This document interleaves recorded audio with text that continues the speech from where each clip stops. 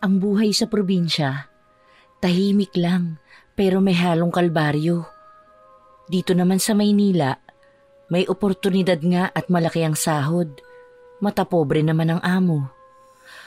Ay, kailan kaya ako makakalaya sa pang-aapi? Maria! Maria! Ano na naman bang ginagawa mo? Hindi ba't may inuutos pa ako sa'yo? Kung ano-anong inuuna mo eh. Hindi pa tapos ang dami na pinapaayos ko. Ay, naku, pasensya na po, Senyorito Miguel. Inutusan po kasi ako ni Nana Selma na tahiin tong butas sa mga damit niya. Bakit si Yaya Selma ang sinusunod mo? Hindi naman siya nagpapasahod sa'yo kundi ang pamilya ko. Unahin mo ang mga pinagagawa ko at sumunod ka sa kwarto ko. Tatapusin ko na lang po itong isang damit. Pagkatapos susunod na po ako sa kwarto niyo. Pasensya na po talaga, hindi ko lang talaga mahindian si Nana Selma. Bilisan mo at inip na ako sa'yo. Baka hindi ako makapagtimpi at ipatanggal kita sa trabaho. Ay, hindi, wag po. Susunod na po ako, Senyorito. Oh, saan ka pupunta, Maria? Mag-aalas 9 na ng gabi Maghahapunan na tayo. Sasaglitin ko lang po yung mga pinapaayos sa akin ni Senyorito Miguel sa kwarto niya. Mamaya na lang po ako kakain pagkatapos at baka mapagalitan pa po ako. Pakisabi na lang po kay Nana Selma at Celia na mauna na silang kumain. Oo, sige. Mauna na kami kumain gutom na kasi talaga ako eh. Huwag ka na magtagal masyado at baka malipasan ka ng gutom. Opo. Pumasok sa loob ng kwarto ng kanyang amo si Maria. Unang napansin niya ang malamig na temperatura roon. Napayakap siya sa kanyang katawan at sa nanginginig na tinig ay kanyang tinawag ang pangalan ng senyorito na kanyang pinaglilingkuran. Wala sa loob ng kwarto si Miguel, kaya nasisiguro niyang nasa loob yon ng banyo. Ramdam ni Maria ang matinding kaba sa kaisipan na silang dalawa lamang ng kanyang senyorito Miguel ang naroon. Naalala niya kasi kung paano siya nito tingnan sa malagkit na paraan nitong mga nakaraang araw. Yung tingin na alam mong may masamang balak gawin. Senyorito Miguel, narito na po ako. Pasensya na po kung pumasok na ako Titiklupin ko na po itong mga damit na nilaban ni Nana Selma. Sige, bilisan mo. Kanina pa dapat tiklop ang mga yan pero hinayaan nyo lang na magpakalat-kalat yan dito sa kwarto ko. Po? Ang sabi po kasi ni Celia, siya raw ang nagtiklop ng mga damit nyo. Maayos na rin daw po niyang nailagay dito sa kama nyo, kaya hindi na po ako nag-abala pa. Alin ang maayos dyan? Nagkalat ang mga damit ko. Sige po, aayusin ko na lang. Pero hindi lang yan ang dahilan kung bakit kita pinapunta dito. Gusto kita makausap ng mas malapit at walang istorbo. Ano pong ibig niyong sabihin, senyorito?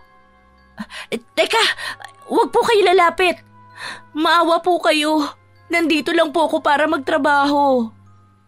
Trabaho? Bakit? Kasama naman sa trabaho mo sundin ako Kahit ano pa yan. Ayoko po ng ganito, Senyorito Miguel. Nakikiusap po ako. Huwag namang ganito.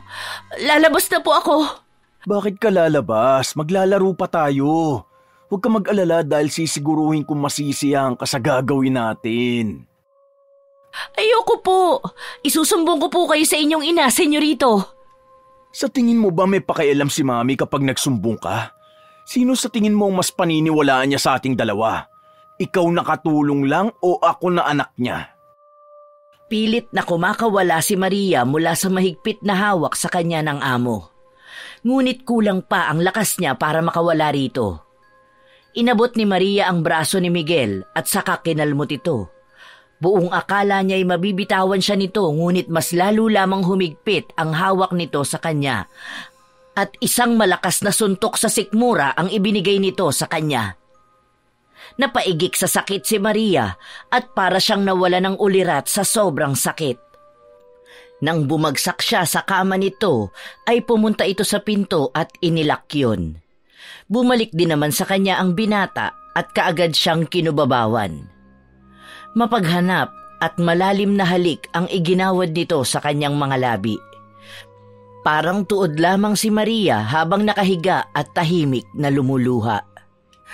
Huwag ka na kasi magpumiglas pa. Wala ka na namang magagawa eh. Ano bang nagawa ko sa'yo? At bakit mo ako pinaparusahan ng ganito? Gusto ko lang naman magtrabaho para mabigyan ng magandang buhay ang nanay ko. Pero hindi kasama ito sa trabaho ko.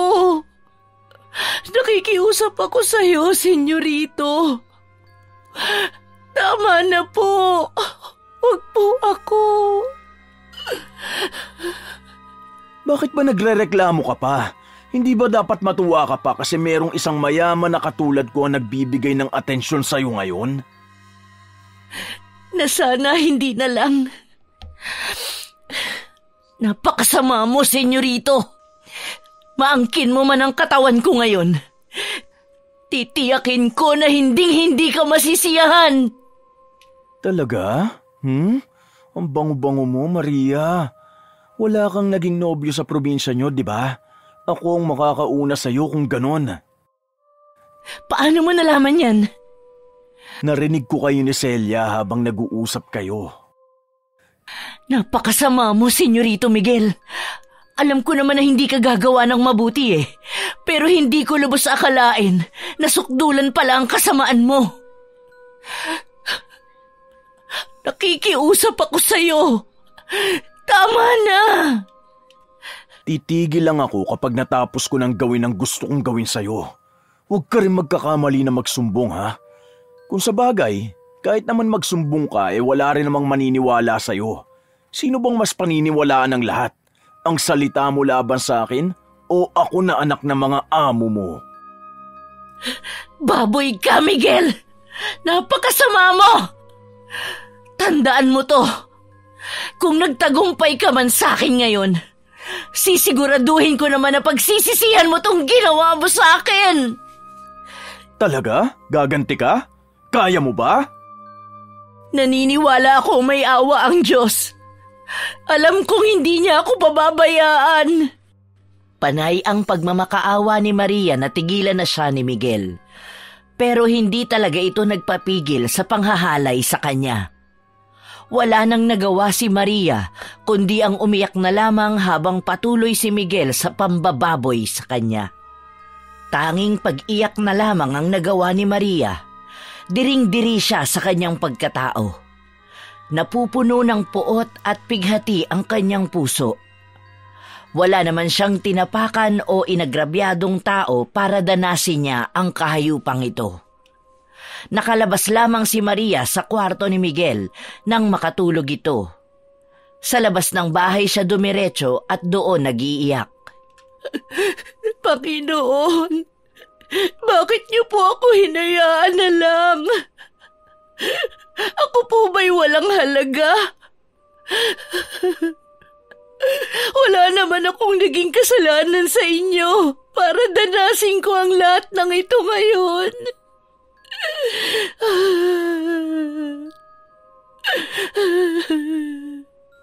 Anong nangyari sa'yo, Maria? Gabing-gabi na. Bakit narito ka pa sa labas?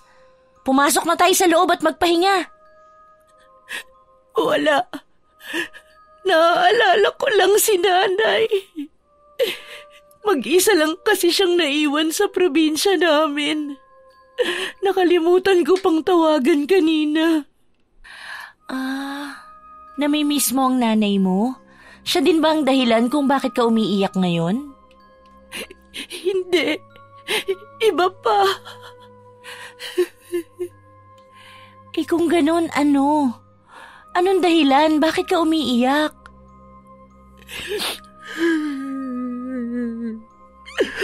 Si Senyorito Miguel. Ginahasa niya ako, Celia. Binaboy niya ako. Akala ko may iuutos lang siya sa akin, kaya niya ako pinapunta sa kwarto niya. Yun pala, may masama na siyang balak sa akin. Hayop talaga yung lalaking yan. Bakit hindi tayo magsumbong? Isumbong natin siya sa mga pulis. Magsampa ka ng kaso! Hindi magtatanda yung lalaking yan hanggat walang nagtuturo sa kanya ng leksyon. Kanino ko magsusumbong, Celia? Sa mga pulis? Ang ama niya'y isang makapangyarihang politiko at ubod pa sila ng yaman. Walang maniniwala sa akin at di ko makakayanang labanan sila. Wala akong pera. At ano? Hahayaan mo na lang si Senyorito Miguel na makalusot sa ginawa niya sa'yo? Hindi, Celia. Pero sa ngayon, wala akong ibang magagawa eh. Kailangan ko ang trabaho ko dito dahil nasa ospital ang nanay ko at nangangailangan kami ng malaking halaga ng pera para sa operasyon niya.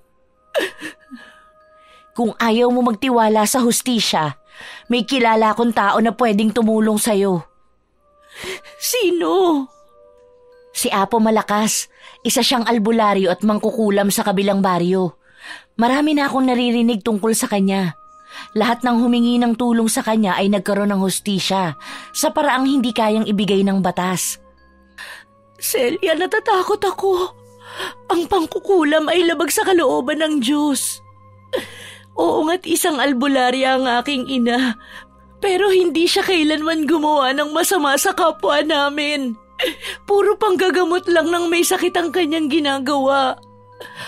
Paano kung lalo lang akong mapahamak? Hindi makakaya na konsensya ko kung malalagay sa peligro ang buhay ni Senyorito Miguel. Kahit na nararapat lang naman yun sa kanya matapos ang kahayupan niya sa akin. Alam kong natatakot ka, Maria. Pero ano pa bang natitira para sa'yo? Gusto mo ba magpatuloy ang kasamaan ni Senyorito Miguel sa'yo? At ang masama pa, baka hindi lang sa'yo niya gawin yun, kundi sa iba pang babae. Hindi ba masama din kung pababayaan mo na lang siya? Bigyan mo ng hustisya ang sarili mo, Maria. Kung hindi man sa pamamagitan ng batas, kahit na dito na lamang. Kahit na para makaganti ka na lang sa ginawa niya sa'yo. Sige, Cecilia. Pumapayag na ako sa suggestion mo. Hindi ko alam kung bakit nagdadalawang isip pa akong gawin yan eh. Matapos ang ginawa niya sa akin. Pero, paano natin makakausap si Apo Malakas? Samahan mo ako bukas ng madaling araw. Pupuntahan natin siya sa kubo niya sa gilid ng gubat. Huwag kang mag-alala, kilala ko siya at alam kong tutulungan ka niya. Kinaumagahan, habang madilim pa at ang paligid ay tahimik, tahimik ding lumabas ng mansyon sina Maria at Celia. Bitbit nila ang kanilang mga bag na puno ng pagkain bilang alay kay Apo Malakas. Tahimik ang kanilang lakad habang binabaybay ang masukal na daan patungo sa gubat. Nang makarating sila sa kubo ni Apo Malakas, nag-atubili si Maria na kumatok. Huwag kang matakot. Ako ang kakausap. Sino kayo at anong kailangan niyo sa akin? Apo Malakas, humihingi po kami ng tulong. Kaibigan ko po itong si Maria, biktima siya ng karahasan. May ginawa po sa kanya ang aming amo, isang mayamang lalaki na anak ng isang malakas na politiko. Gusto po niyang maturuan ng leksyon si Senyorito. Gusto niya pong kulamin si Senyorito at iparanas dito ang kalupitang ginawa niya kay Maria. Anak, totoo bang gusto mong ipakulam ang lalaking yun? Naiintindihan mo bang mabigat ang kabayaran ng pangkukulam? Opo, Apo. Wala na po akong ibang paraan para makamit ang hustisya. Wala akong laban sa yaman at kapangyarihan niya. Kung ganoon, pumasok kayo. Sa loob ng kubo ni Apo Malakas ay puro anting-anting, bote ng langis at mga kakaibang halaman ang nakasabit. Sa gitna ng kubo ay isang altar na may kandila at larawan ng mga taong hindi kilala ni Maria. Naupo si Apo Malakas sa kanyang upuan at nagsimula ng magtanong. Anong pangalan ng lalaking gusto mong ipakulam? At may dala ba kayong bagay na pagmamayari niya? Senyorito Miguel ang pangalan niya. Maria, ibigay mo kay Apo ang damit na napulot mo kagabi mula sa kwarto niya. Magandang simula ito. Ang bagay na pagmamayari niya ay magsisilbing daluyan ng sumpa. Ngunit kailangan ko ng mas matibay na koneksyon. May larawan ba kayo ng lalaking ito? Wala po akong larawan niya, Apo. Pero baka pwede kong i-describe na lang ang mukha niya. Sige, habang inilalarawan mo siya, magsisindi ako ng kandila para sa ritual. Habang inilalarawan ni Maria si Miguel, nagsimula ng magsindi ng itim na kandila si Apo Malakas. Naglagay siya ng dahon ng laurel, itim na sinulid at asin sa isang mangkok. Pagkatapos ay binuhusan niya ito ng langis at nagsimula ng bumigkas ng mga salitang hindi maintindihan ni Maria at Celia. Espiritu ng mga ninuno, tawagin niyo ang puwersa ng hustisya. Naririto ang isang kaluluwang inapi at nais niyang mabigyan ng karampatang parusa ang gumawa ng kasamaan sa kanya. Miguel! Miguel! Miguel! Tumugon ka sa tawag ng sumpa! Napuno ng usok ang kubo habang binibigkas ni Apo Malakas ang kanyang mga dasal. Ramdam ni Maria ang kakaibang enerhiyang bumalot sa paligid. Pagkatapos ng ilang sandali, itinigil ni Apo Malakas ang ritual at tumingin kay Maria. Ang unang bahagi ng ritual ay natapos na. Hindi magtatagal.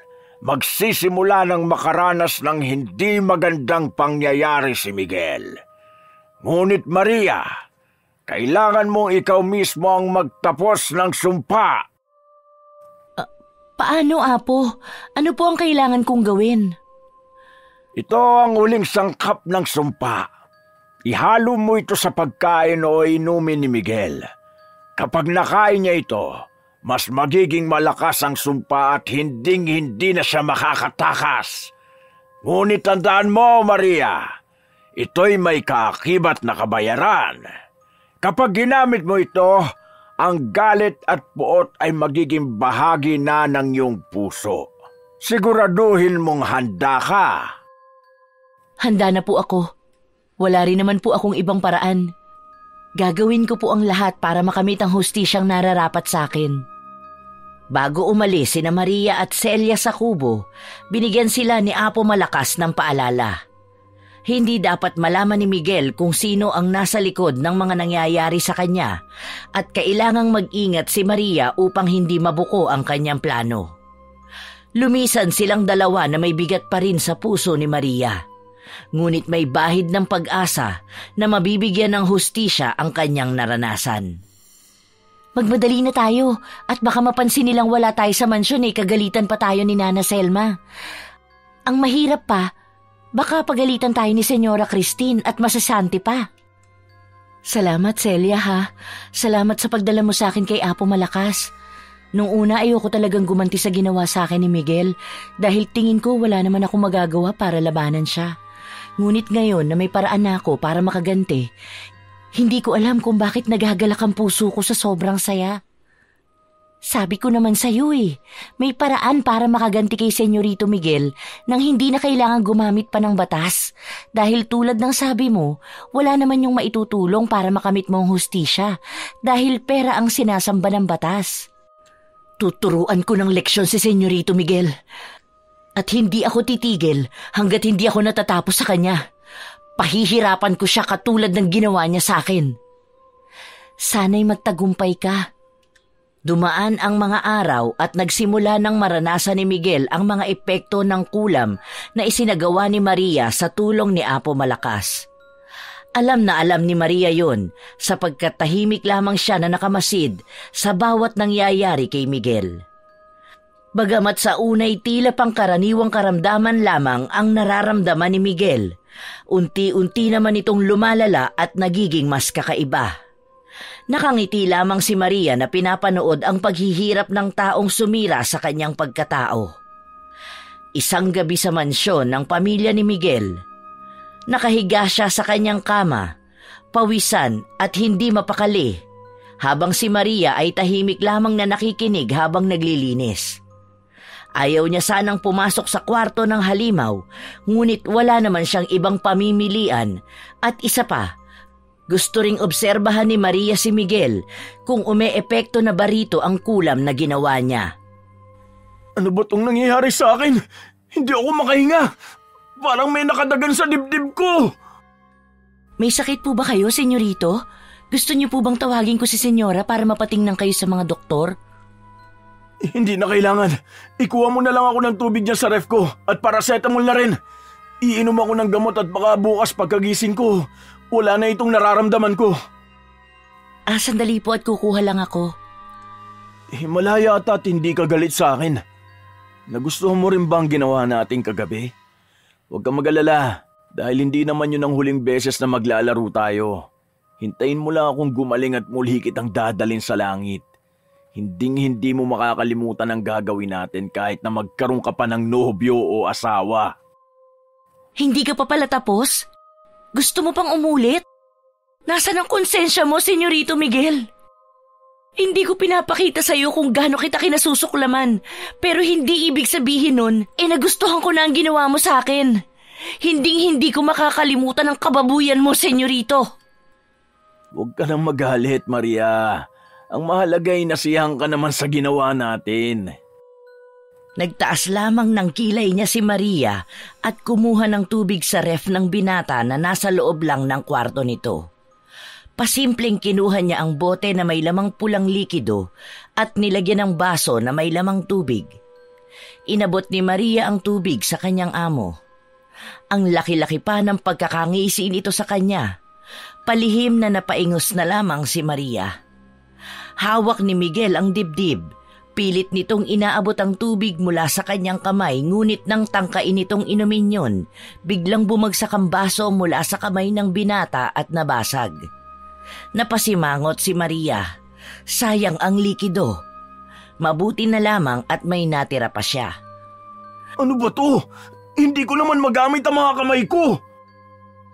Ano pong nangyari, senyorito? Magaan lang naman ang baso. Bakit po ninyo naihulog? Sa tingin mo ba ginusto kong mangyari yun? Ang bobo mo naman! Linisin mo nga yan at ikuha mo ako ng panibagong tubig! Buwisit! Ano ba nangyayari sa akin? Baka karma mo na po yan sa ginawa mo sa akin. Anong sabi mo? Hindi ko narinig, Maria! Ang sabi ko po, kukuha ko ng panibagong tubig.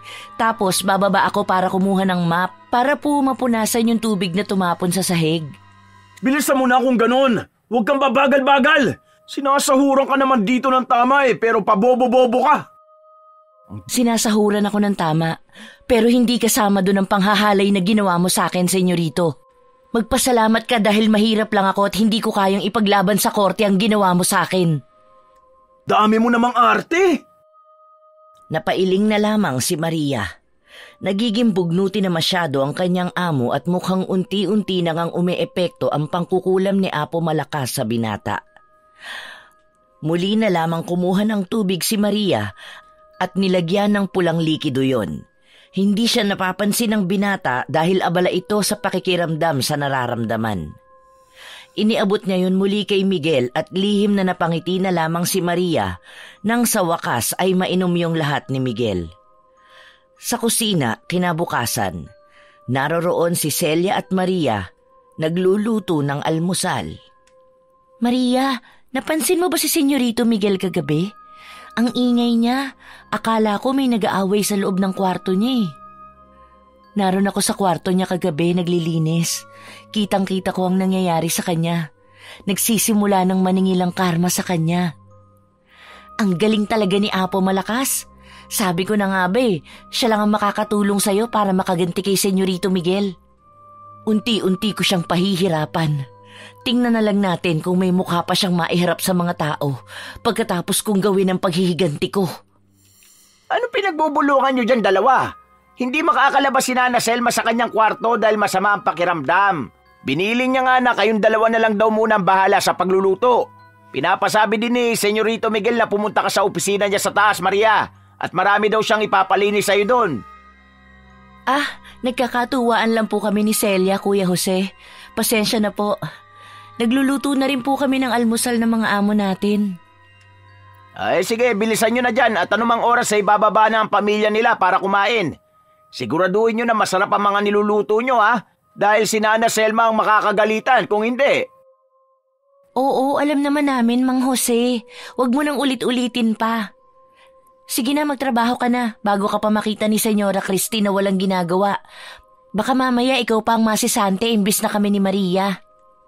Nang umalis ang hardinero sa kusina, muling nagpatuloy sina Maria at Celia sa pagluluto.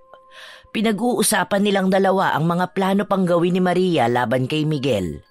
Natigil lamang silang dalawa nang tawagin na sila ni Senyora Christine upang ihanda na ang almusal. Habang kumakain sa hapagkainan ng pamilya na kanilang pinagsisilbihan, ay mabilis na rin kumain sina Maria at Celia dahil marami pa silang gagawing trabaho. Abala si Miguel na gumagawa ng mga papeles, ngunit kitang-kita ni Maria na hindi nito magawang mag-concentrate. Ano ba tong sakit ng ulo ko? Parang hinihilang utak ko palabas. Po, kagabi pa yung nararamdaman mo, senyorito. Kung magpakonsulta na kaya kayo sa doktor, sasamahan ko na po kayo. Hindi na. Uminom naman na ako ng gamot kanina pagkatapos kong kumain eh. Baka mawala na rin tong sakit ng ulo ko maya-maya. Sigurado po ba kayo? Baka mapano po kayo Magpapatawag na ako ng doktor. Bakit parang alalang-alala ka naman yata sa akin? Dahil amo ko kayo. Sino na magpapasahod sa akin kung mawawalan ako ng trabaho kapag may nangyaring hindi maganda sa'yo? Nahimik ka nga, Maria. Walang mangyayari sa akin masama. Kaya nga po, magpakonsulta na kayo sa doktor para sigurado tayo. Nakita ni Maria ang pag-iling ng kanyang amo at muli itong bumalik sa ginagawang trabaho, kaya gano'n na rin ang kanyang ginawa. Ngunit maya-maya lamang ay muli na namang tumigil si Miguel sa ginagawa at saka hinawakan ng kanyang ulo. Basta na lamang itong sumigaw na parang takot na takot. Ano pong nangyari? Pakiramdam ko parang may dumadaloy na malamig na likido sa bato ko eh. Sinubukan kong tignan sa salamin at nakita ko may dugo sa likod ko. Ngunit nung pupunasan ko na sana, wala namang sugat. Anong kalukuhan to, Maria? Sinong gumagawa nito sa akin? Hindi ko po alam kung anong nangyayari sa inyo, senyorito. Ipapatawag ko na po talaga si senyora. Wag na at makakaabala lang ako kay Mami. Magpatuloy ka na sa trabaho mo at magtatrabaho na rin ako. Sigurado po ba kayo dyan? Ang mabuti pa po magpatingin na kayo. Kagabi pa kayo ganyan. Hindi na nga, di ba? Huwag ka na makulit. Sige po, kayo na ang bahala. Peking pag-aalala lamang ang ipinapakita ni Maria sa kanyang halimaw na amo.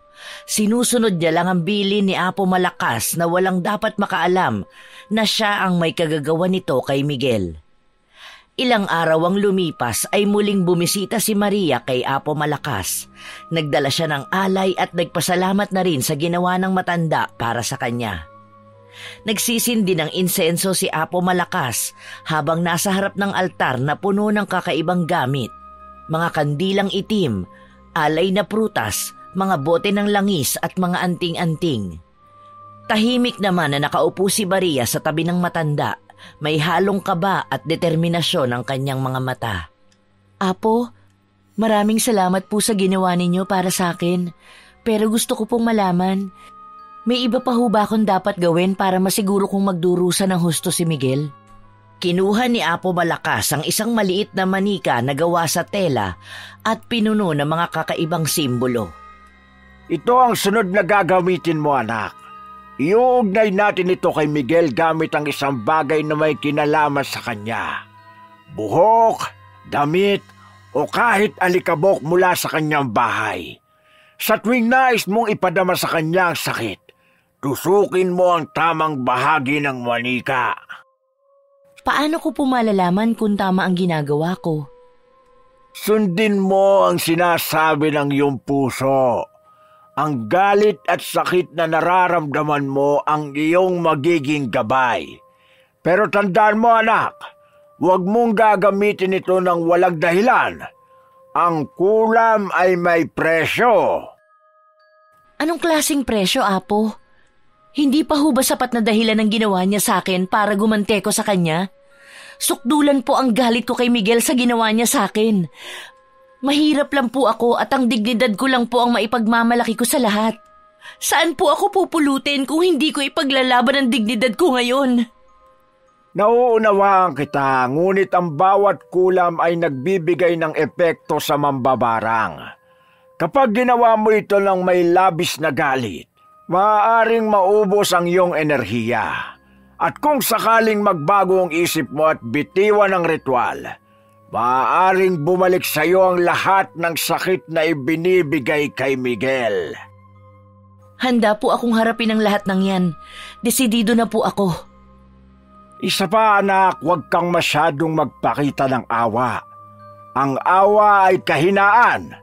Ang bawat ritual na gagawin mo ay dapat puno ng tiwala. Kung bumaliktad ang intensyon mo, maaaring mawala ang epekto ng kulam. Naiintindihan ko po. Ngayon anak, gawin mo na ang paggamit ng manika. Ngunit sa susunod na ritual, magdagdag ka ng itim na kandila. Ialay mo ang apoy sa espiritu ng kulam at bigkasin mo ang dasal ng paghihiganti. Ano po ang dasal na yon? O mga nilalang ng dilim, dinggin niyo ang panaghoy ng nagdurusa. Dalhin niyo ang aking galit at ipataw ito sa kaaway. Wala siyang kawala, hanggang sa ang katarungan ay maibalik. Wala siyang kawala hanggang sa ang katarungan ay maibalik. Tama anak, kapag sinabi mo yan, magdadala ito ng matinding epekto sa kanyang katawan at isipan. Ngunit tandaan mo, huwag kang magdarasal ng may pag-aalinlangan. Matapos makipag-usap kay Apo Malakas, ay bumalik ng muli si Maria sa mansyon. Naghihintay na roon sa kanya si Celia at kaagad siyang tinanong kung ano ang napag-usapan nila ni Apo Malakas. Pasimpleng pinakita naman niya ang manikang pangulam na ibinigay sa kanya ng matandang albularyo. Ayos talaga si Apo Malakas. Hindi man tayo makakahingi ng tulong sa mga otoridad, pero hindi bali na. Kasi nandyan naman siya para siya na mismo ang tumulong na makaganti para sa'yo. Maraming binilin sa akin si Apo Malakas. Hindi ko maiwasang makaramdam ng takot sa mga sinabi niya na maaaring bumalik sa akin ng kulam, Celia. Pero kakatuwang wala akong pakialam. Ang mahalaga na lang sa akin ngayon ay makaganti kay Miguel. At malapit mo nang makamtan yan, Maria. Sana nga, Celia. Sana nga magtagumpay ako. Para kahit na sa ganitong paraan man lang, may magawa ako para sa aking sarili. O sige na, umakyat ka na sa kwarto natin at maghanda ka na para sa trabaho. Mamaya lang natitiyak kung tatawagin ka na ng halimaw nating amo. Sige, salamat nga rin pala sa lahat ng mga tulong mo sa akin, Celia ha. Tatanawin ko itong malaking utang na loob. Ano ka ba? Ginagawa ko lang naman ang sa tingin ko dapat gawin. At saka magkaibigan tayo. Tayong dalawa rin naman ang magdadamayan sa mga ganitong klase ng sitwasyon. Mauuna na muna ako sa kwarto natin ha. Gagawin ko muna ang itinuro sa akin ni Apo Malakas. Lalabas na lang ako pagkatapos. Maglaka ng pinto para walang makapasok at walang makakita sa gagawin mo. Kailangan nating mag-ingat. Itago mo ring mabuti ang altar na ginawa mo. Baka may makakita pa sa mga gamit mo sa pangkukulam. Ako nang bahala, salamat. Dumiretso na si Maria sa kwarto nila ni Celia. Dala ang isang hindi maipaliwanag na determinasyon. Kaagad niyang inayos ang altar kung saan naroon ang manika na naglalaman ng larawan at pangalan ni Miguel. Dahan-dahan, inilatag niya ang bawat elemento ng ritual.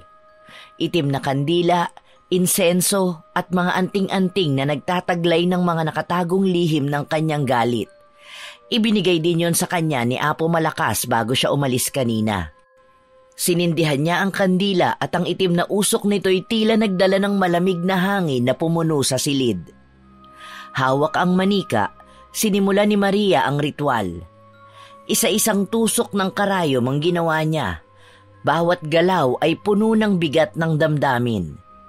Sa bawat tusok, parang naririnig niya ang malalim na sigaw ni Miguel. Parang sumisigaw ito mula sa kawalan. Ang bawat pighati bumabagtas sa kanyang isipan, ngunit hindi siya natitinag. Mas lalong tumibay ang kanyang loob sa bawat alaala ng sakit na dulot nito sa kanya nang siya ay pagsamantalahan ito. Habang patuloy ang ritual, nagsimulang makaramdam si Maria ng kakaibang bigat sa kanyang dibdib. Para bang ang desisyon niyang ito'y unti-unting kumakain sa kanyang pagkatao. Ngunit sa bawat pag-alinlangan, muling sumasagi sa isip niya ang ginawa ni Miguel, ang pananakit na iniwan nito, ang pagkawasak ng kanyang puso. Hindi niya hinayaan ang anumang emosyon na hadlangan ang kanyang layunin. Ang boses niya ay puno ng puot, nanginginig sa paghihiganti. Sa bawat salitang binitawan niya, para bang mas lalong lumalalim ang epekto ng ritual. Ang kandila ay nag-aapoy ng mas maliwanag.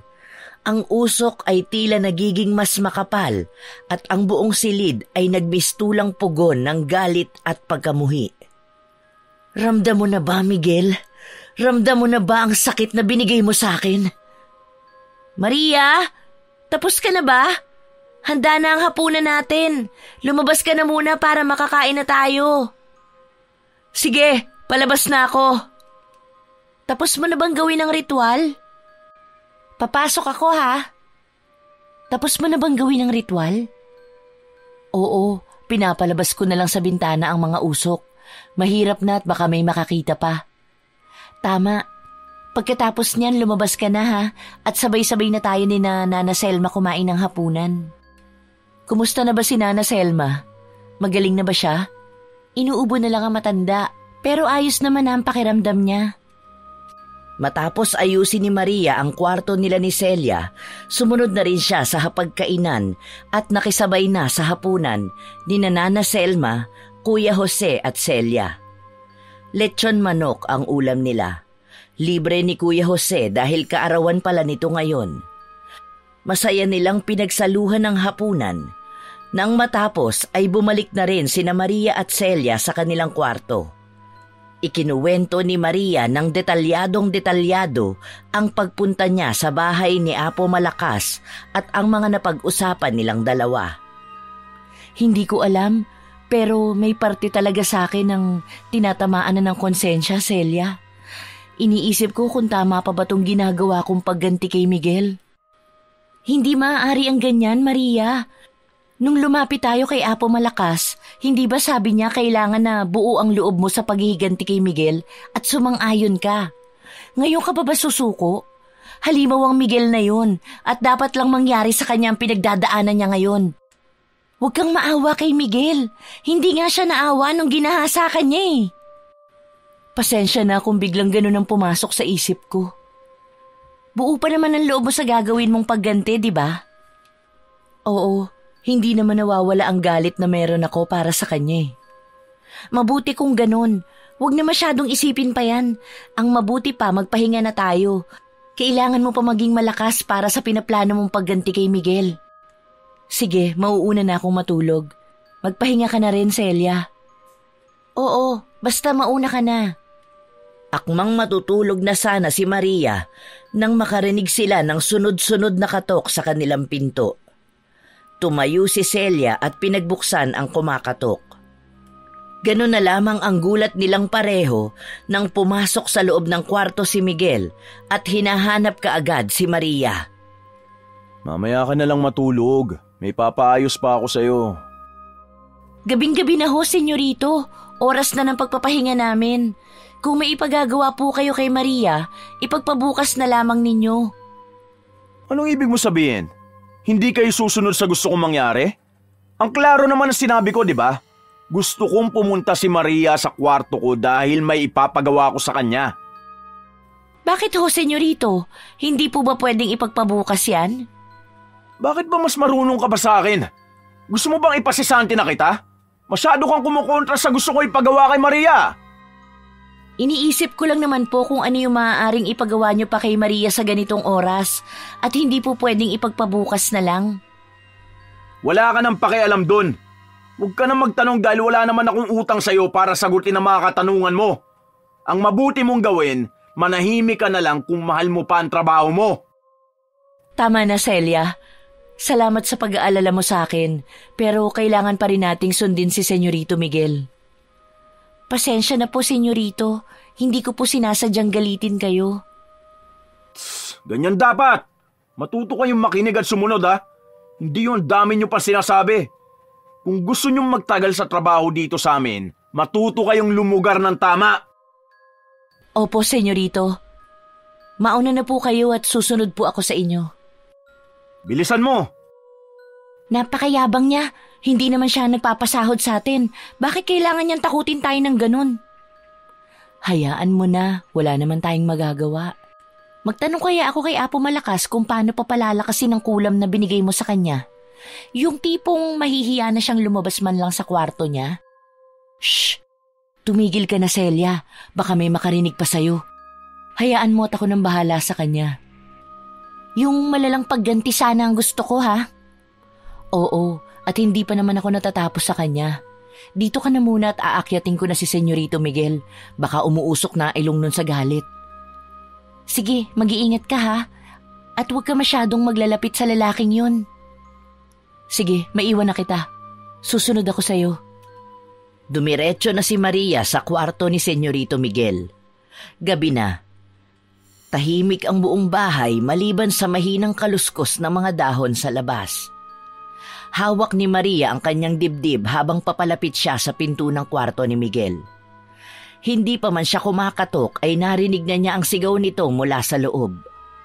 Napahinto si Maria sa labas ng pinto. Ang isang sulok ng kanyang labi ay bahagyang ngumiti, lihim na nasisiyahan sa naririnig. Dahan-dahan niyang nilapat ang kamay sa kahoy na pinto. Tila nilalasap ang bawat hibla ng takot ni Miguel. Walang sagot mula kay Maria.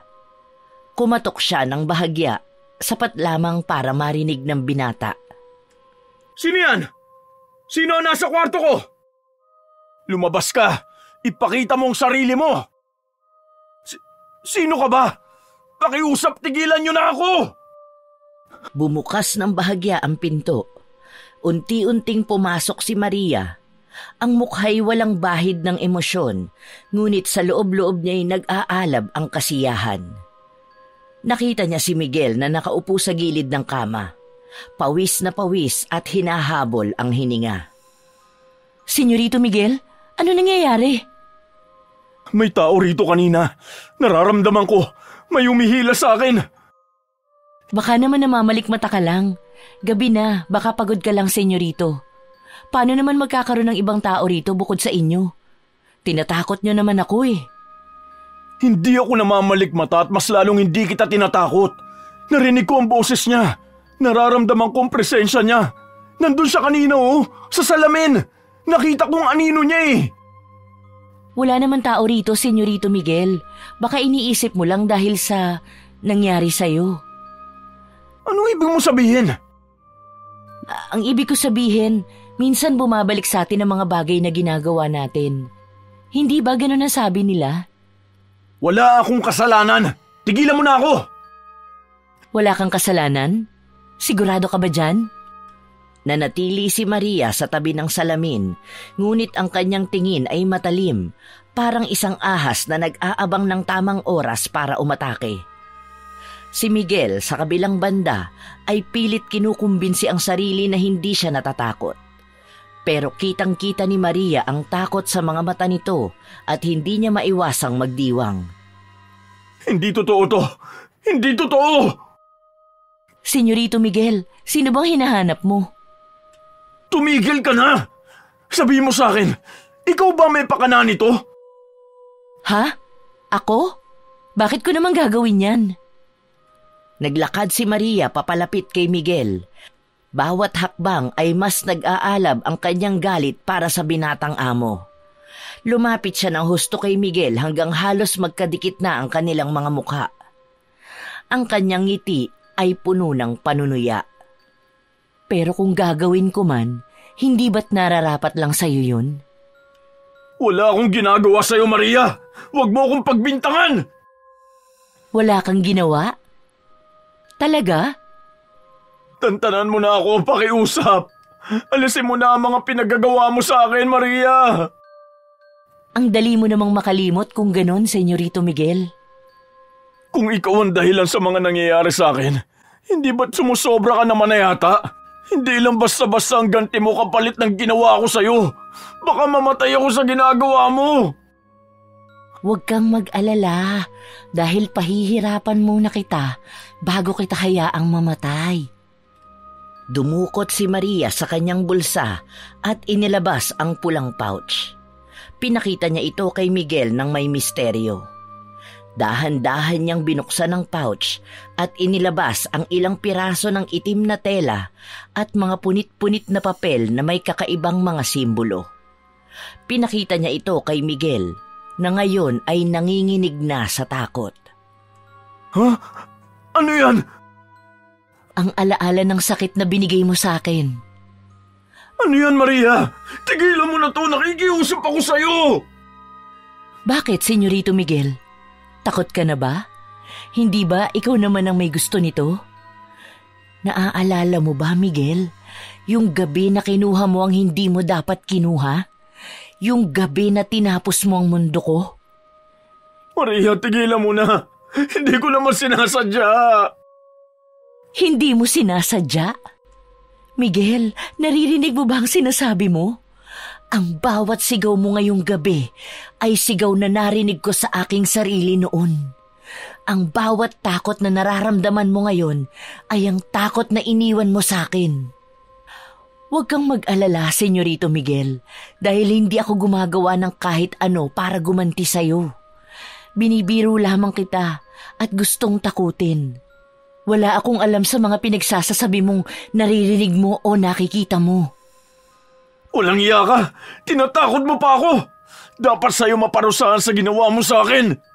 Ano, masaya ka na ba? Masaya ka na ba na gawin akong tanga? Tuwan-tuwa ka siguro ngayon! Paumanhin kung ganun ang tingin mo, Senyorito Miguel. Ngunit anong mangyayari sa ating dalawa kung pareho tayong matatakot sa sinasabi mong nakita at narinig mo? Kung ganun ay wala ka talagang kinalaman doon? Wala, Senyorito Miguel. Sinong nananakot sa akin kung ganun? Hindi ko rin po alam. Bakit nyo nga po pala ako pinatawag dito? May ipagagawa po ba kayo? Oo, meron. Natigil si Maria nang makita ang pagngisi ni Senyorito Miguel sa kanya at gano'n na lamang ang gulat ni Maria nang bigla siyang itinulak ni Miguel sa kama nito at mabilis na kinubabawan. Napatili sa gulat si Maria.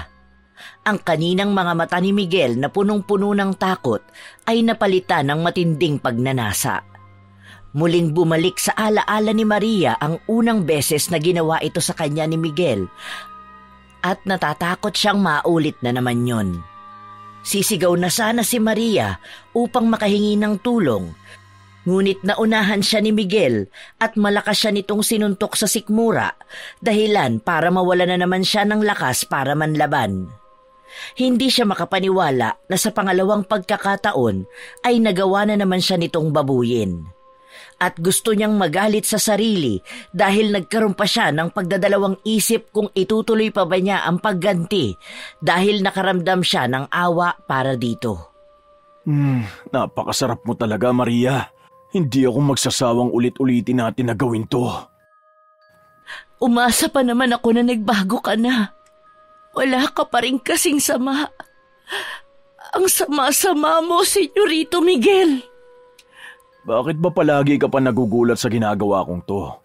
Gustong-gusto mo rin naman kaya huwag ka naman laban pa at hayaan mo kung gumawa ng bagay na pareho naman nating ikaliligaya. Pero hindi tama na pinipilit mo kung gawin ang isang bagay na ayokong gawin. Nakikiusap ako sa'yo, tigilan mo na to, Senyorito Miguel. Maawa ka naman sa akin. Kagaya noon, titigil lamang ako kapag nakuha ko na ang gusto ko sa'yo. Ano bang napapala mo sa pangbababoy mo sa akin ng ganito, ha? Mayaman ka naman, Senyorito Miguel. Kayang-kaya mong makakuha ng babaeng papayag na gawin niyo ang bagay na ito. Hindi ako. Hindi ang katulad ko. Bakit ba nakikialam ka pa? Ikaw ang gusto ko, hindi ibang babae. Kaya anong magagawa mo o nila kung ikaw naman ang gusto ko? Napailing na lamang si Maria at umalis na sa kwarto ni Miguel. Ikinuwento ni Maria kay Celia ang nangyari. Galit na galit ang kanyang kaibigan at gusto pang sugurin ang kanilang amo. Pero pinigilan na niya ito. Ayaw niya ng gulo at hindi na naman niya kailangan na mag-eskandalo dahil makakaganti pa rin naman siya sa binata sa pamamagitan ng pangkukulam. Yun na lamang ang iniisip ni Maria na pampalubag loob. Gaganti siya at mas hihigitan niya pa ang sakit na ibinibigay nito sa kanya. Sa sumunod na araw ay day off ni Maria. Umuwi na muna siya sa kanila upang bisitahin ang kanyang ina na may sakit at para magbigay na rin ng pera. Ang kanyang tiyahin ang kasama nito sa bahay at nag-aalaga rito sa tuwing wala siya. Inay, may itatanong po sana ako tungkol sa kulam. Ano yon, anak? Totoo po bang kayang kontrolin ng kulam ang buhay ng tao? Na kaya nitong magdulot ng mabuti o masama? Bakit bigla mo namang naisip yan? May napansin ka bang kakaiba? O may nangyari ba sa'yo? May pinaplano kang kulamin? Alam mo naman na hindi ako gumagawa niyon dahil masyadong delikado, hindi ba? Kahit na albularya ako yan ang pinakakinatatakutan kong gawin dahil matindi ang balik niyan sa akin. Wala naman po. Wala po akong gustong kulamin, Nay. Gusto ko lang po talagang maintindihan. Lagi po kayong kinukuhang albularya kapag may nasasapian o nakakaramdam ng hindi normal. Gaano po ba talaga katindi ang epekto ng kulam? Anak, ang kulam ay isang sinaunang kapangyarihan. Kaya nitong gawing mapait ang buhay ng isang tao. Pero hindi lahat ng gumagamit nito ay masama ang hangarin. Pwede po palang gamitin sa mabuti? Oo. Ang iba ginagamit ito para sa proteksyon, para gumaling ang may sakit, o para mabigyan ng gabay ang naliligaw ng landas. Pero tandaan mo, anak, mas maraming gumagamit nito para sa kasamaan, sa galit, inggit, o paghihigante. Saan naman po nagsimula ang kulam? Noon pa, sa panahon ng ating mga ninuno. Sa mga anito at espiritu tayo humihingi ng tulong. Ang kulam ay galing sa matandang karunungan, pero ito'y naibaon sa takot at lihim dahil natutunan ng tao ang madilim na aspeto nito. Paano po nagkakakulam ang isang tao? Sa pamamagitan ng intensyon, kapag ginamit ang dasal, langis at anting-anting na may kasamang matinding damdamin, galit, pagnanasa o kaya'y pagmamahal, nagkakaroon ng bisa ang kulam. Ang iba gamit ang buhok, damit o larawan ng biktima. Lahat po ba ng kulam ay may kapalit na masama? Hindi lahat, pero madalas, ang balak ng gumagamit ng kulam ay nagiging gabay ng kanyang kapalaran. Kung puro galit at kasamaan ang dala niyang intensyon, tiyak na magbabalik ito sa kanya. Kung mabuti naman, maaari siyang magtagumpay, ngunit may hangganan ng lahat ng bagay. Walang laban ng tao sa Diyos, anak. Kaya pala po minsan, kahit anong gawin ng isang tao para maghiganti, hindi pa rin siya masaya. Nandun siguro ang kasiyahan na makaganti, pero hindi pa rin tuluyan nagiging masaya. Oo, anak. Wala sa kamay ng tao ang huling hatol. Kaya maraming napapagod. Maraming naliligaw ng landas kasi hindi nila nakikita ang tamang paraan. Paano naman po malalaman kung may kulam na ba ang isang tao? Minsan, mahirap malaman. Ang mga sintomas ay maaaring magmukhang sakit lamang, pero may mga palatandaan. Matinding pagkapagod, hindi maipaliwanag na sakit sa katawan, hindi maipaliwanag na takot, o kaya naman ay mga kakaibang pangarap. Ang pinakamahalaga, tingnan mo ang ugat ng iyong mga nararamdaman. Kung may galit, takot o inggit na bumabalot sa puso, yun na ang simula. At paano po kung ikaw mismo ang nakakaranas ng ganito? Kung ikaw ang biktima, kailangan mong magdasal. Kailangan mong linisin ang iyong sarili, pati ang iyong kaluluwa. Hindi sapat ang isang dasal lang. Ang isang buong puso, taos-pusong panalangin, yan ang magsisilbing proteksyon. Pero inay, paano kung hindi ko na kayang iwasan ang kasamaan ng ibang tao? Paano po kung ako na mismo ang gumawa ng kulam?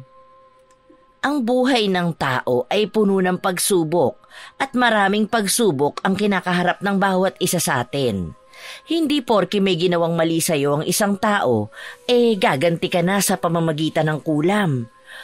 Maaari mo naman sigurong isumbong sa mga pulis ang may kasalanan sa'yo at hayaan na ang batas ang sumingil sa kanila. Ang mahalaga anak, hindi ka matitinag. Kung may natutunan ka mula sa buhay ko, sana ang mga aral na ito. Ang mga saloobin ng ibang tao ay hindi dapat magtakda ng iyong kapalaran. Kaya po pala lagi niyong sinasabi na ang taong kumakapit sa kulam dapat handang magbayad ng presyo. Tama, at higit sa lahat, huwag kang basta-bastang magtitiwala sa sino mang nag-aalok ng tulong gamit ang kulam. Lagi mong piliin ang liwanag, Maria. Hindi kailanman magtatagumpay ang dilim sa harap ng katotohanan at pananampalataya. Pero paano po kung wala ng ibang paraan? Laging may paraan, anak. At yun ay hindi kailanman matatagpuan sa kulam. Tandaan mo yan. Kung hinahanap mo ang katotohanan, makikita mo ito sa puso ng iyong pananampalataya. Ang tunay na kapangyarihan ay hindi nasa mga anting-anting o ritual. Ito ay nasa kung paano mo pinapalago ang iyong kabutihan at pagmamahal sa Diyos. Paano po kung nagkamali ako? Paano kung nagamit ko na ito? Kung nagkamali ka man, anak, hindi pa huli ang lahat. Ang kulam ay isang pondo ng kasalanan, ngunit ang tawad ng Diyos ay higit na malaki. Kung magsisisi ka at magsimula ng bagong buhay, lahat ng masama ay may kapatawaran. Salamat po, Nay. Mas maliwanag na ang lahat sa akin ngayon. Yan ang aking layunin, Maria. Hindi lahat ng tao ay may ganitong pagkakataon. Ang mga aral na matututunan mo mula sa buhay at mula sa akin ay magagamit mo sa mga darating na panahon. At huwag mong kalimutan, ang tunay na lakas ay nanggagaling sa iyong puso, hindi sa anumang kapangyarihan ng kulam. Salamat po, Inay. Hindi ko po kayo bibiguin. Magtiwala ka sa iyong sarili, anak. Huwag mo hayaan na ang dilim ay magtakda ng iyong landas. Ipinanganak ka para sa liwanag. Matapos ang pagbisita ni Maria sa kanyang ina, ay kinailangan na rin niyang bumalik sa pinagtatrabahuhan. Hindi masabi-sabi ni Maria sa kanyang ina ang problemang kinakaharap sa takot na baka makadagdag lang siya sa isipin ng kanyang ina. Alam pa naman niya kung gaano kahirap ang pinagdaraanan nito sa pakikipaglaban sa sakit. Pagkarating sa mansyon, gulat na gulat si Maria nang makita kung gaano kaabala ang mga tao roon. Anong nangyayari? Nagkaroon ng maraming sugat sa iba't ibang parte ng katawan niya si Senyorito Miguel. Nagpatawag ng mga profesional na doktor si Senyora para matingnan siya. Pero walang makitang kahit na anong mali sa kanya ang mga doktor. Talaga? Oo, mukhang kinakarma na talaga ang loko. Pero wag muna tayong maingay at baka may makarinig sa atin. Umakyat ka muna sa kwarto niya at ikaw na ang tumulong doon. Paano kung may makaalam na kinukulam ko siya? Huwag ka mag-alala, kayang-kaya mo naman i-deny yan hanggat wala silang nakikitang ebidensya. Umakyat ka sa kwarto ni Senyorito Miguel at ako naman ang pupunta sa kwarto natin para matiyak na wala silang mahahanap na ebidensya laban sa ating dalawa. Pareho nating alaman tungkol sa kulam. Kung mabuko ka man, siguradong madadamay ako, lalo na kung makukuha ang ebidensya sa kwarto natin. Sige, mauuna na ako. Matapos nilang mag-usap, dumiretso na si Maria sa kwarto ni Miguel. Naroon ang ina ng binata, alalang-alala sa kalagayan ng kanyang anak. May ilang doktor din sa loob, nakatingin lamang kay Miguel, walang magawa para maibsan ang kanyang kalagayan. Lihim na napangiti si Maria. Kawawang Miguel. Mukhang wala nang ibang makakatulong sa kanya kundi siya. Nahihirapan na ako, Mami. Parang ayoko na. Gusto ko nang matapos tong nararamdaman ko, pero hindi ko alam kung paano. Wala ni isang doktor ang makapagsabi kung ano ba ang sakit ko. Ano ba kasing pinaggagawa mong bata ka? Bakit bigla ka nagkaganyan? Wala naman po akong ginagawang masama, Mami. Basta na lang bigla akong nanghina. Parang unti-unting nawawala ang lakas ko. Hindi ko na rin maintindihan ang sarili ko. Wala na ba tayong ibang pwedeng gawin para tulungan ang anak ko? Dok, hirap na ang anak ko. Ginawa na po namin ang lahat, ma'am, pero hindi po namin matukoy ang sanhi ng kanyang kondisyon. Kakaiba ang sintomas niya. Wala sa mga dati naming nakita o pinag-aralan. Maria, ikaw ba may kagagawa nito? Alam kong ikaw ang may kinalaman dito. Ano pong problema, senyorito? Mukhang masama yata ang pakiramdam niyo. Huwag ka na magmaang-maangan pa. Ano bang ginawa mo sa akin? Ha? Wala po akong ginagawa. Baka naman ang sarili ninyong konsensya ang naniningil sa inyo ngayon. Maria, ano ang ibig sabihin ng anak ko? Ikaw ba talagang may alam sa nangyayari sa kanya? Ako, senyora? Paano ko naman magagawang saktan si Senyorito Miguel? Hindi po ba napakabait ko sa kanya? Alam kong ikaw ang naglagay ng sumpa sa akin. Maria, bakit? Ano bang ginawa ko sa'yo? Sumpa? Senyorito, ano naman ang makukuha ko kung sumpain ko kayo? Sa totoo lang, naaawa nga ako sa inyo. Kung wala kang kinalaman, Maria, tulungan mo kami. Kung talagang mabuti kang tao, sabihin mo sa amin kung anong pwedeng gawin. Tulungan po? Gagawin ko naman ang lahat na makakaya ko para sa inyo, senyora. Pero parang wala rin pong magagawa kahit sino. Maria, may alam ka ba sa kalagayan ni Miguel? Kung mayroon, makakatulong yun sa amin. Doktor, kung may alam ako, sinong matinong tao ang hindi magsasabi? Hindi ko na kaya, Mami. Ayoko na. Parang unti-unti akong kinakain ng sakit na to. Anak, huwag kang magsalita ng ganyan. Huwag kang susuko. Senyorito, baka naman kailangan nyo lang ng pahinga. O baka may ginawa kayong mali. Minsan kasi, ang karma mabilis tumama. Maria, alam kong ikaw ang dahilan nito. Huwag ka nang magkunwaring mabait. Senyora, kailangan na nating ilabas siya para sa mas malalim na pagsusuri. Gawin niyo na ang lahat. Ayoko siyang mawala. Kawawang Miguel, sana mas tumagal pa ang paghihirap mo. Pero huwag ka mag-alala, senyorito. Ako rin naman ang magliligtas sa'yo. Sa tamang panahon. Habang nagkakagulo sa kwarto, dahan-dahang lumabas si Maria. Hindi niya napigilang ngumiti nang mag-isa sa hallway. Walang ibang nakakaalam kung gaano kasaya si Maria sa mga nangyayari.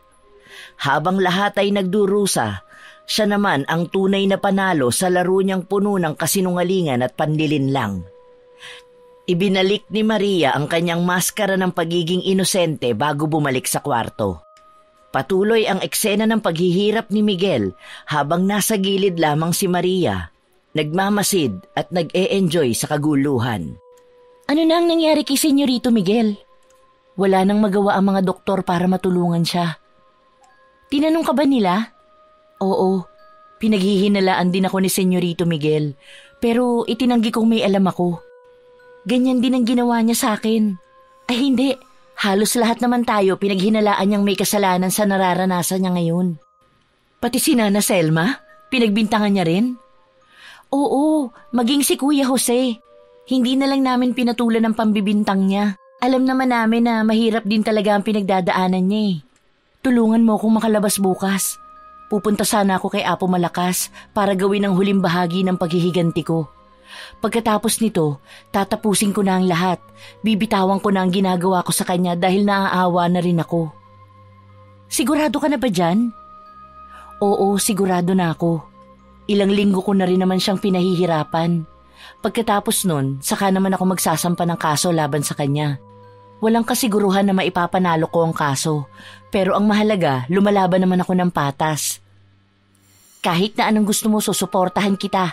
Tutulungan kita. Kung kailangan mo ng tetestigo para sa'yo, tandaan mo narito ako para tulungan ka. Maraming salamat sa lahat, Celia. Masaya ako na nagkaroon ako ng kaibigan na katulad mo. Kinabukasan, wala ang buong pamilya ni Senyorito Miguel. Pumunta sila sa ospital para mas mapatingnan pa ang kalagayan ng binatang amo. Kinuha naman ni Celia at Maria ang pagkakataon na yon para lihim na makaalis at pumunta sa bahay ni Apo Malakas. Sa bahay ni Apo Malakas, nakatayo sa harap ng sinaunang altar si Maria. Ang kandilang itim ay naglalabas ng malabong liwanag habang hawak niya ang piraso ng damit ni Miguel. Ang hangin sa paligid ay tila kumikilos, tila nagsasanib sa ritual na isinasagawa niya. Ang kanyang mga mata ay puno ng kasiyahan habang binibigka sa mga salitang magdadala kay Miguel sa kanyang kabagsakan. Tuluyan na sana siyang lamunin ng kadiliman. Ang bawat hininga niya ay magdulot ng pighati sa kanyang katawan at kaluluwa. Ikaw, Miguel, walang makakaligtas mula sa aking galit. Miguel, dahan-dahan na ang paghagupit ng iyong pagkatalo. Gusto kong marinig ang iyong mga sigaw. Mga hiyaw ng pag-asa na unti-unting nawawala. Ang kandila ay naglabas ng isang malupit na liwanag na gumapang sa buong silid. Biglang gumalaw ang mga anino at nagsimula ng magbigay ng isang maririnig na tunog. Isang malamlam na ulap ng usok ang nagsimulang umakyat patungo kay Maria. Walang alinlangan sa kanyang mukha. Mabilis na tumingin si Maria sa paligid. Tinitingnan ang mga palamuti sa altar. Ang mga ito ay tila nagbabalik sa kanyang mga alaala ng kanyang paghihirap. Mga alaalang kumain sa kanya ng buo. Walang natirang bahagi sa kanyang puso, kundi ang mga sugat na naiwang hindi magamot. Maya-maya, narinig ni Maria ang isang pabulong na tinig mula sa likuran. Si Apo Malakas ay pumasok sa kwarto at tumayo sa kanyang tabi. Ang mga mata ni Maria ay nanatili sa harap ng altar, ngunit naramdaman niyang parang may matang nakatitig sa kanya. Naghihintay sa susunod niyang hakbang. Maria, alam mo bang ang ginagawa mo ay may mga kasunod na epekto? Hindi mo ba naiisip ang mga magaganap pagkatapos ng ritual na ito? Wala akong pakialam sa magiging epekto, Apo Malakas. Ako na ang magdedesisyon kung anong magiging kinabukasan ni Miguel. Hanggang sa magdusa siya, ako lang ang may hawak ng kapangyarihan. Hindi ko sinabi na wala kang kapangyarihan, Maria. Ang sinabi ko lang ay may mga bagay na hindi mo kayang kontrolin. May mga puwersang higit pa sa iyong mga kamay. Hindi ko kailangan ng ibang puwersa. Gusto ko lang makita siyang magdusa. Makita niya ang lahat ng pinaghirapan niya ay mawawala sa isang iglap. Siya ang dahilan kung bakit ako naghirap ng ganito at ginustong magpasakop sa kadiliman. Biglang nagtaas si Maria ng kamay. Ang mga daliri ay nagsimulang kumislap sa dilim ng kwarto. Ang mga anino ay nagsimulang sumayaw at magpalit-palit ng mga hugis. Ipinagkaloob ko na sa aking mga kamay ang kapalaran ng isang kaluluwa. Hindi ko nahahayaan na magtagumpay siya. Lahat ng maghahanap ng lunas, sila mismo ang magiging sakit ng kanyang buhay. Hindi ba't ang ganitong klase ng galit ay ang magiging dahilan ng iyong sariling pagbagsak? Ang isang taong nagtanim ng masamang layunin ay naghasik lamang ng kasamaan sa kanyang paligid. Kung minsan, ang nais mong ganti ay magbabalik sa iyo ng higit pang sakit. Walang epekto sa akin ang mga salita mo, Apo. Ang sakit na ipinataw ni Miguel sa aking buhay ay kailangan kong itama. Ang nararamdaman ko ngayon, ang galit na umuukit sa aking katawan, ay ang nagbibigay sa akin ng lakas. Ako lang at wala ng iba. Nagpatuloy si Maria sa pagdarasal. Iniwasan ang pagtingin kay Apo Malakas. Patuloy ang mga anino na bumabalot sa kanya at ang kanyang mga mata ay naglalabas ng init ng galit. Tinutok niya ang kanyang mga mata sa kandila at nagpatuloy sa ritual. Hindi ako matitinag. Magdusa ka, Miguel. Walang makakapigil sa akin. Ang lahat na nagsabing hindi ko kaya, lahat sila magbabayad. Maria, sana'y hindi ka na magpadala sa iyong galit. Ang pagsisisi ay laging mas matamis kesa sa kasiyahan ng unang tagumpay. Huwag mong hayaan ang iyong puso na maging bato. Wala na akong puso, Apo. Wala na. Ang lahat ng nararamdaman ko ngayon ay hindi na para sa mga tao. Hindi ko kailangan maging maawain. Ang pagkatalo ni Miguel ang magiging dahilan ng pag-angat ko. Ang tanging galak ko ngayon ay ang makita siyang nasasaktan. Hanggang sa magsimula siyang magmakaawa. Habang nagsasalita si Maria, ang mga anino sa paligid ay tila gumagalaw ng may iisang layunin. Ang kanyang ritual ay nagpatuloy at ang hangin sa paligid ay nagsimulang magdulot ng kakaibang lamig. Saka na lang kita maririnig, Apo. Pagtapos ko na ang ginagawa ko, wala na akong pagdaramdam para sa mga pwedeng mangyari. Nagpatuloy si Maria sa kanyang ritual. Hindi na tinatanggap ang mga babala ni Apo Malakas. Ang kanyang katawan ay tila nagpapalakas ng bawat sandali. Habang umiikot ang mga anino, siya ay lumapit sa isang bagong kandila. Pinapalakas ang bawat sigaw ng kanyang puso. Tanggapin mo ang iyong kapalaran, Miguel. Dahil ngayon, ako na ang may hawak ng lahat. Celia, kausapin mo ang kaibigan mo at patigilin mo na siya. Tingin ko ay sapat na naman ang dinanas ni Miguel sa kanyang kamay. Tulungan mo akong kumbinsihin si Maria na tumigil na upang maisalba pa natin ang kaluluwa niya. Masusunod po, Apo Malakas. Ako na po ang kakausap sa kanya. Siguruhin mong makukumbinsi mo siya para wala nang ibang maging epekto sa kanya ang kulam. Tumutulong akong gumanti lalo na sa mga taong malaki ang naging kasalanan sa mga humihingi ng saklolo sa akin. Ngunit pinatitigil ko rin sila kagad kapag alam kong kalabisan na ang ginagawa nila. Nauunawaan ko po. Lalabas na muna ako para makapag-usap kayong dalawa. Maria, gusto ni Apo Malakas na itigil mo na ang ginagawa mong pangkukulam kay Miguel.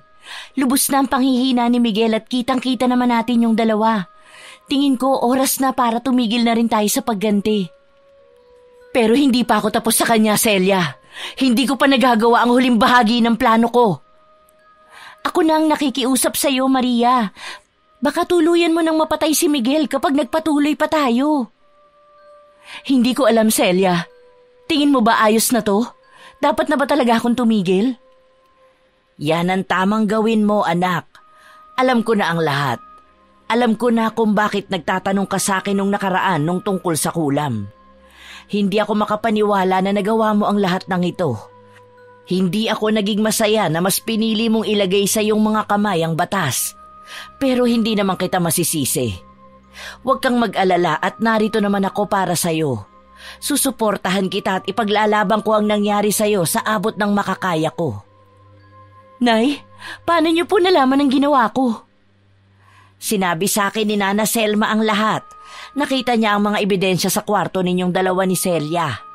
Nakapagtanong din siya kay Miguel nung nakaraan at nasabi nga nito ang ginawa niya sa'yo. Pumunta sa atin si Nana Selma at sinabi sa akin ng lahat. Hindi ito ang tamang paraan para magkaroon ka ng hustisya, anak. Ngunit hayaan mo, ako na ang bahala sa'yo. Lalaban tayo. Patawarin mo ko, Nay.